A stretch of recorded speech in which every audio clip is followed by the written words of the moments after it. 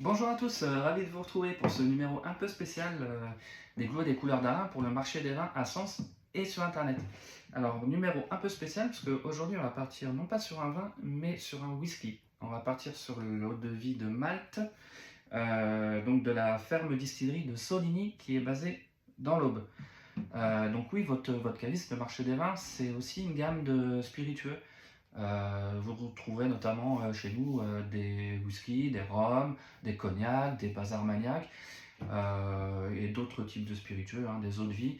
Mais aussi assez intéressant, peut-être qu'on fera un prochain numéro sur ce sujet. On a aussi des chartreuses qui sont pas forcément très faciles à trouver, mais on en a pas mal aussi à la carte. Donc ça peut être aussi intéressant. Donc voilà, au-delà de ça, pourquoi on vous présente ce whisky aujourd'hui? En fait, on vous le présente, on le trouve très intéressant parce que il y a une approche qui est très similaire à celle du vin. Et en plus de ça, c'est local. Donc on est dans l'Aube, hein, je le disais tout à l'heure, on doit être à 40-50 km de la cave. Donc voilà, on est quasiment en circuit court. Donc par rapport à l'approche du vin, vous savez, on entend souvent parler dans les whiskies, dans les distilleries traditionnelles, écossaises ou autres, on parle souvent de vieillissement, du type de fût qu'on utilise, de l'âge de whisky, mais on parle très rarement des matières premières. En l'occurrence de la céréale, puisque vous savez tous que le whisky c'est une eau de vie de céréales. Hein. Après on peut utiliser différents types de céréales, on peut utiliser du blé, de l'orge maltais, de l'orge, du seigle, du maïs, voilà, tout un tas de types de céréales en fonction du whisky que vous allez réaliser et de la provenance de votre whisky. Donc ici on est dans l'Aube. L'Aube c'est une région justement de production céréalière très importante. Et en fait on est dans une ferme distillerie donc qui produit son propre blé, son propre orge. Et du coup, qui est en train d'isoler des parcelles avec chacune des spécificités différentes et qui est en train de planter donc, différents types de céréales sur différents types de parcelles. Donc en fait, on se retrouve un peu dans des configurations similaires à ce qu'on peut trouver dans la vigne, notamment en Bourgogne, où on a des parcelles qui sont très proches les unes des autres, mais qui vont imprégner à la matière première, au raisin, euh, un profil fondamentalement différent. Donc là, l'idée, c'est ça, c'est vraiment de voir l'impact du terroir sur la céréale et donc sur le distillat qu'on retrouvera dans le verre. Donc sur cette bouteille, hein, on est donc sur une orge de printemps, une orge planète. Hein, donc la bouteille, c'est indiqué dessus. Voilà, donc ça c'est le type d'orge et on est sur une parcelle bien particulière. Donc vous allez voir, on est sur ce qu'on appelle une eau de vie de Malte, parce qu'en fait, donc ça a été distillé en 2021. On n'a pas encore passé les 3 ans pour pouvoir avoir l'appellation whisky. Donc voilà.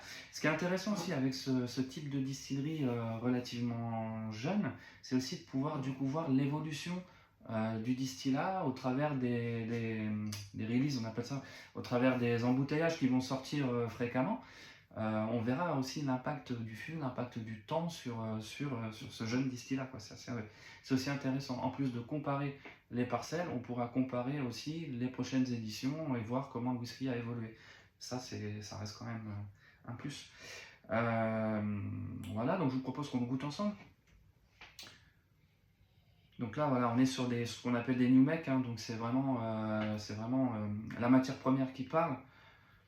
Hein, pour l'instant, on a très peu d'influence du fût, donc on est vraiment sur la céréale. On a des notes un peu de fruits secs, des notes d'amandes, de noisettes, de noix, châtaigne un petit peu.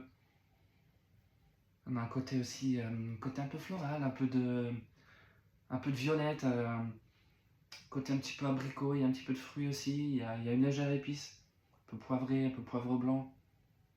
Voilà, là on est vraiment, on est comme ils aiment à le dire, eux, dans leur slogan, entre guillemets, c'est la campagne dans le verre. Là c'est vraiment ça. Mais aussi ce côté un petit peu paille, foin coupé, herbe coupée.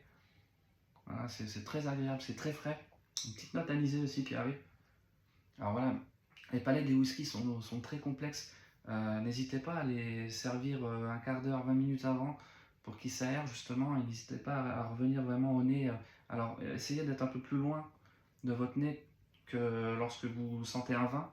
parce que bon, l'alcool est quand même plus fort et vous pouvez vite saturer au niveau du nez. Mais n'hésitez pas à y revenir fréquemment.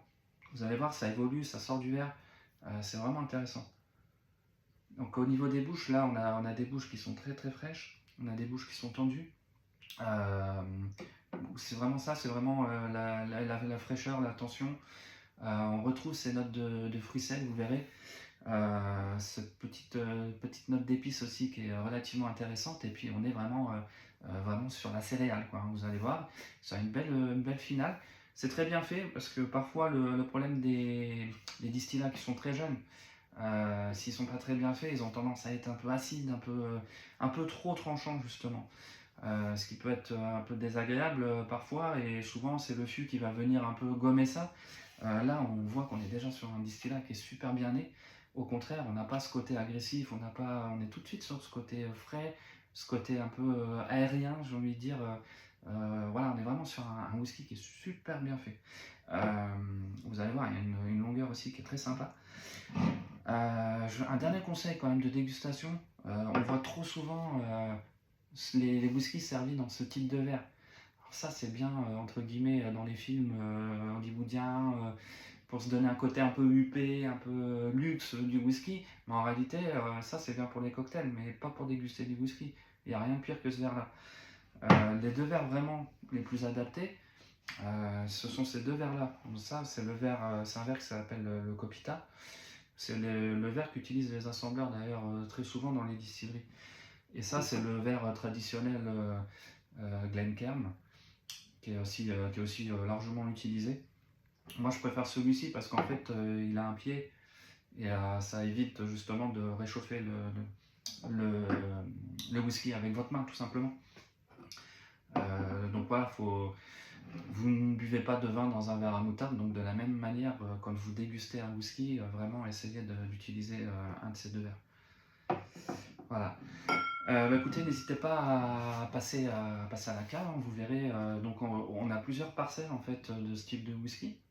Ça peut être aussi l'occasion justement de les comparer et de voir, de pousser un peu plus loin en fait la démarche de la distillerie. Voilà, j'espère que ce numéro vous aura plu et moi je vous retrouve la semaine prochaine. À bientôt.